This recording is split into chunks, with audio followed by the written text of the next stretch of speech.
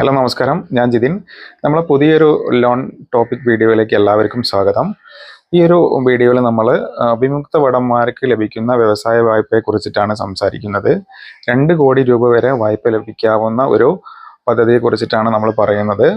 നമ്മളെ CMEDP, അതായത് മുഖ്യമന്ത്രിയുടെ സംരംഭകത്വ വികസന പദ്ധതി പ്രകാരം കേരള ഫിനാൻഷ്യൽ കോർപ്പറേഷൻ മുഖേന KFC മുഖേന 2 കോടി രൂപ വരെ വിമുക്ത ഭടന്മാർക്ക് ബിസിനസ് വായ്പ നൽകുന്ന ഒരു പദ്ധതിയാണിത്. ഇത് പ്രൊജക്റ്റിൻ്റെ അവരുടെ ബിസിനസ്സിൻ്റെ 90% വരെ വായ്പയായിട്ട് ലഭിക്കാവുന്ന ഒരു പദ്ധതിയാണ്.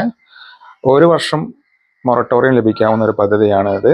ആകെ 5 വർഷമാണ് ഇതിൻ്റെ കാലാവധി വരുന്നത്. മൊറട്ടോറിയം പീരീഡ് അടക്കം 5 വർഷമാണ് ഇതിൻ്റെ ടെണർ കാലാവധി വരുന്നത്. 11% പലിശ പറയുന്നതെങ്കിലും നമ്മളെ കേരള സർക്കാർ പദ്ധതി ഈ പലിശയുടെ 3% സബ്സിഡി ആയിട്ട് നൽകും. അതേപോലെ KFC 2% സബ്സിഡി ആയിട്ട് നൽകുന്നുണ്ട്.